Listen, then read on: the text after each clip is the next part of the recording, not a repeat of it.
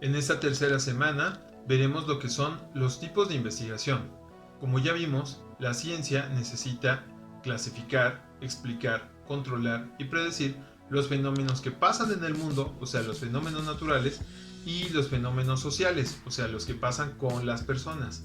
Para ello necesita los tipos de conocimiento, ya saben, el racional, el empírico, el intuitivo y el fáctico. Entonces, sobre todo el conocimiento fáctico es muy importante, porque necesitas que algo sea observable para poderlo estudiar. En nuestro caso, bueno, el coronavirus es más que observable. Un montón de gente muerta, un montón de gente contagiada, y los gobiernos del mundo han tenido que tomar referencias y acciones, pero ¿con quiénes? Con sus científicos. Los científicos tienen que aplicar varias técnicas para poder conocer tanto el funcionamiento del virus como una cura para ello, y tiene que ser para un solo caso y para un montón de personas, y por eso es que tenemos que ver los tipos de investigación.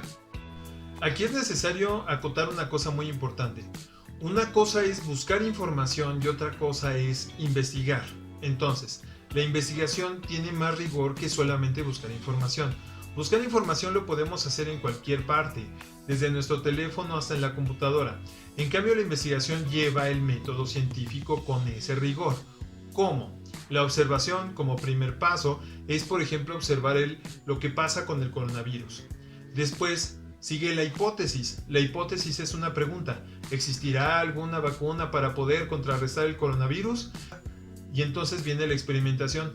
Juntas a tus científicos, tienen una serie de teorías de qué componentes de la vacuna pueden resultar, y entonces se pueden aplicar a los hamstercitos y a las ratas, y una vez que funciona ahí, los pasas a los humanos.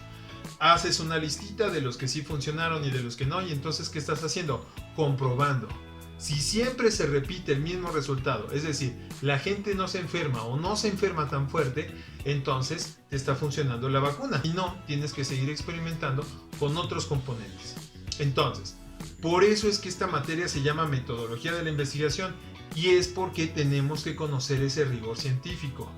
Por eso es que los memes de tu tía, las cadenas de WhatsApp y toda la información idiota que pasa en Facebook y en YouTube no tienen rigor científico, porque no están avalados por personas que hayan sido certificadas en ese conocimiento. Así que aguas, y ahora ya saben lo que es investigar y no solamente buscar información. La investigación es parte de todos los campos que se puedan imaginar. Ejemplo, una cosa es investigar a Jesús como un personaje histórico, cómo se ve, qué comía, con quiénes trataba, quiénes estaban a su alrededor, y otra cosa es investigar la religión.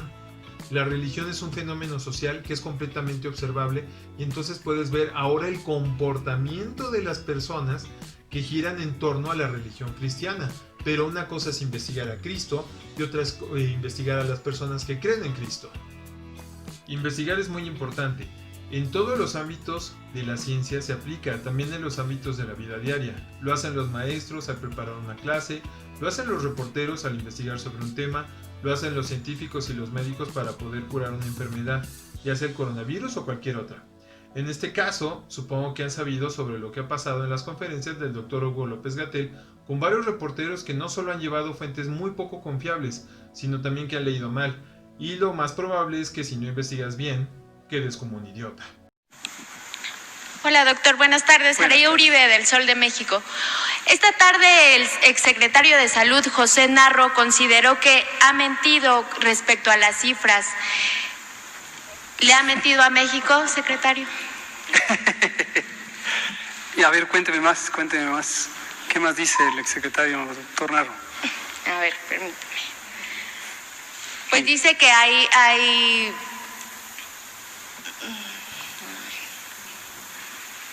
que no es congruente con sus cifras. Uy. Que los bueno, a ver, permítame. A ver, cuénteme esa. Berenice Telles, del Diario Nacional 1+1.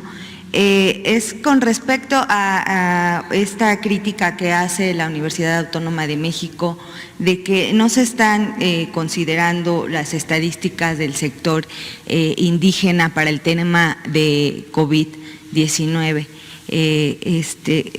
Bueno, para usted y para el doctor Gatell, si nos pudiera pues aclarar un poco sobre cómo se está dando este tratamiento a este sector de la población, pues es la más desprotegida, sobre todo en estas comunidades rurales.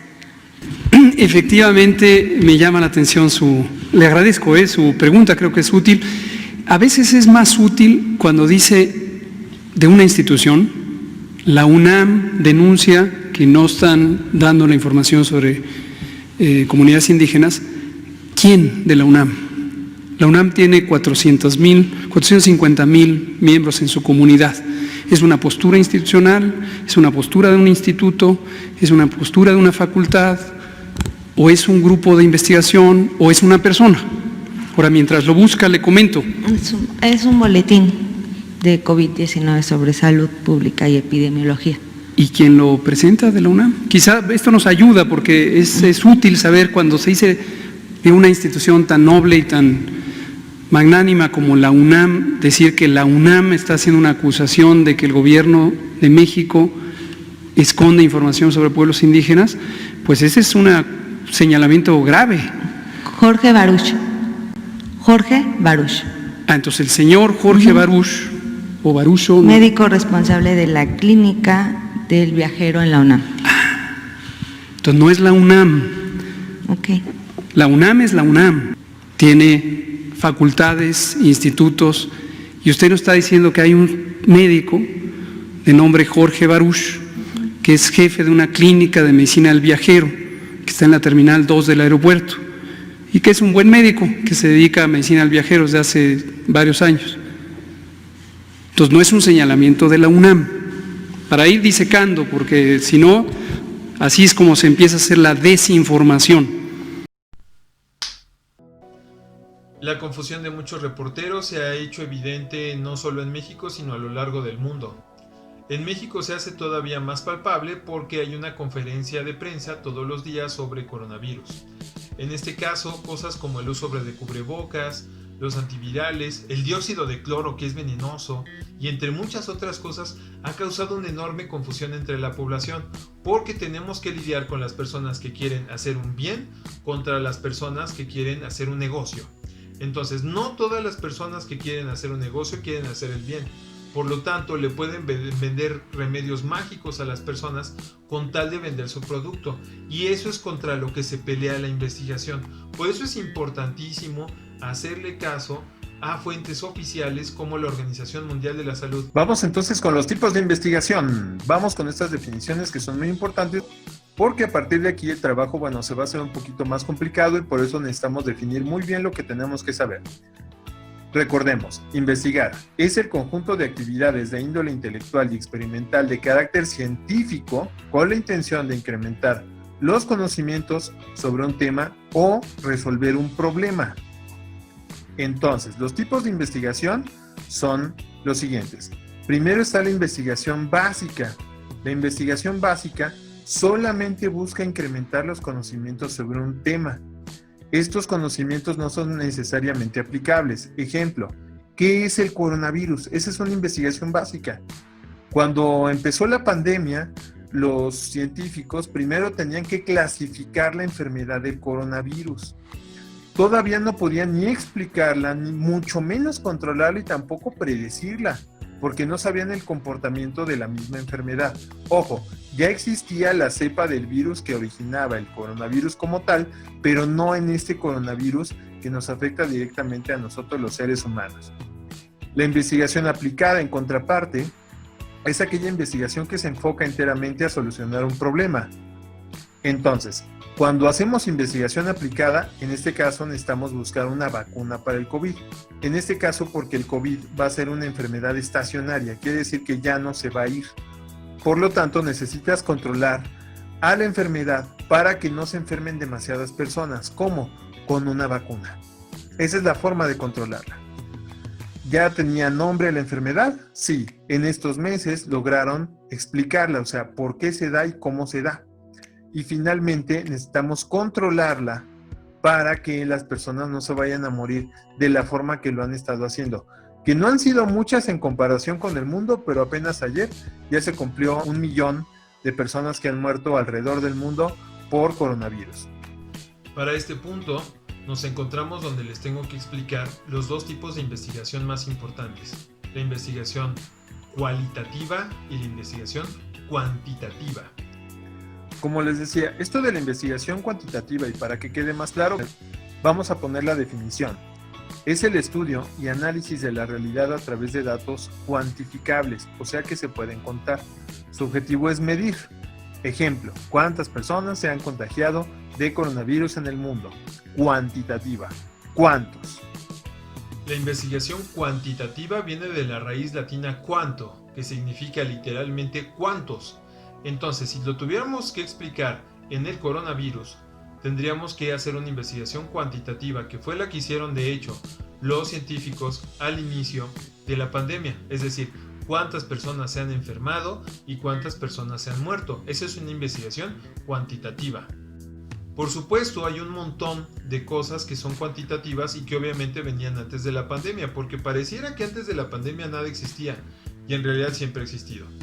En México, el INEGI, por ejemplo, hace investigaciones cuantitativas cada 10 años sobre la población que hay en nuestro país.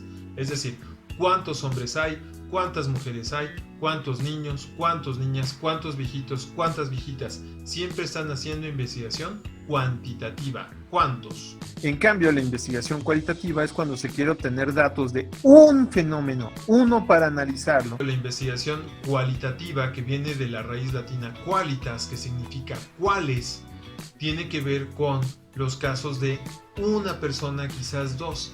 En este caso, por ejemplo, tenemos el ejemplo también del coronavirus. Los síntomas, hay síntomas que son comunes y hay síntomas que son probables. Entonces, tuvieron que estudiar caso por caso para saber qué se presentaba en una persona y qué se presentaba en otra, porque los casos no son iguales. Igual sucede con una gripa, igual sucede con un cáncer. Hay gente que desarrolla un cáncer tremendamente maligno pero se cura, y hay gente que tiene un cáncer muy chiquitito pero que la logra matar. Entonces tienen que ir caso por caso para saber entonces qué les pasó. Por eso se llama investigación cualitativa. Una persona, un caso. O sea, cuando hablamos de los síntomas, como les decía hace un momento, tenemos por ejemplo los síntomas comunes del coronavirus: fiebre, cansancio, tos seca y malestar o dolor del cuerpo y cabeza. Eso es un síntoma común. En algunas personas puede ser que se presente dolor de garganta, congestión nasal, diarrea o falta de aire, que es un síntoma grave, pero no en todas las personas se presentan. ¿Cómo llegaron a esta conclusión? Muy sencillo. Primero vieron quiénes estaban enfermos y entonces quiénes no, y entonces de esas personas que sí estaban enfermas, cuántos presentaban síntomas comunes, cuantitativo, y después caso por caso vieron los síntomas probables, porque no todo el mundo los presentaba. Una vez que has hecho investigación cuantitativa, es decir, cuántas personas se han enfermado de coronavirus, y después has hecho investigación cualitativa, es decir, qué síntomas presentan, ahora sí puedes llegar a la investigación experimental, que es literalmente tomar a sujetos que han tenido COVID o que tienen COVID y probar la vacuna que previamente ya has probado con animalitos. No crean que le entran luego a las pruebas con humanos. El problema del internet ahorita es que muchas personas se creen todo lo que llega en el Face. Probablemente han visto cosas verdaderamente inverosímiles. Desde lo del líquido de las rodillas hasta lo de las antenas 5G. Es increíble cómo las personas dejan su conocimiento racional a un lado y entonces le hacen caso a este tipo de cosas. Para poder probar una vacuna, primero se tiene que probar sobre todo en dos animalitos: las ratas y los ratones y los hámsters, porque resulta que los hámsters desde hace 50 años se sabe que son animalitos inmunes a virus como la gripe. Entonces tienen que experimentar primero con ellos para poder hacer pruebas en humanos. Y las pruebas en humanos tienen varias etapas. Primero empiezan caso por caso, cualitativo, y después, ya que está lista esa vacuna y que no falla, se le distribuye a todos los demás. Entonces se vuelve algo cuantitativo, es decir, a cuántas personas sí le funciona la vacuna y a cuántas no. Y ahora sí, como les digo, la investigación experimental es cuando se manipula el sujeto u objeto para obtener un efecto determinado.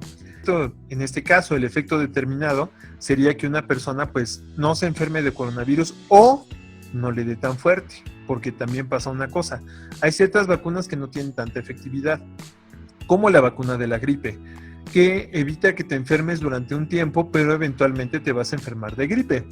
Lo que puede hacer en todo caso la vacuna es que no te enfermes tan fuerte.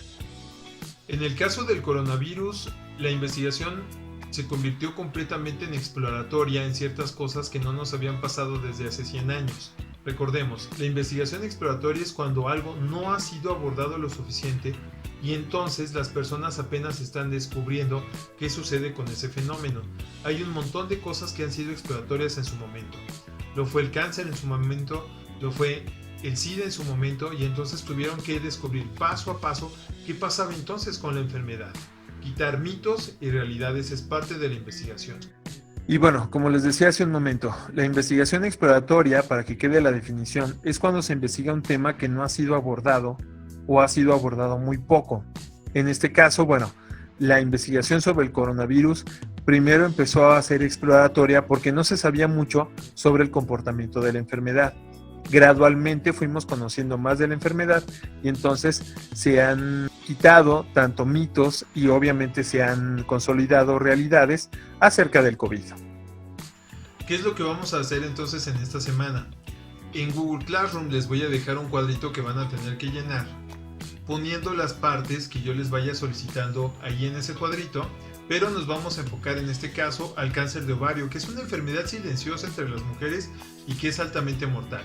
Entonces, para ello vamos a hacer una pequeñísima investigación básica de 1. ¿Qué es el cáncer de ovario? En la investigación aplicada vamos a poner ¿cuál es el tratamiento del cáncer de ovario? En la investigación cuantitativa, ¿cuántas mujeres mata al año? Y en la investigación cualitativa, acuérdense que es caso por caso, ¿cuáles son los síntomas del cáncer de ovario? Finalmente viene la investigación exploratoria, para la cual tengo un apartado chiquitito por ahí, y entonces completarán su tarea. Fíjense muy bien y ya saben que cualquier duda me llaman.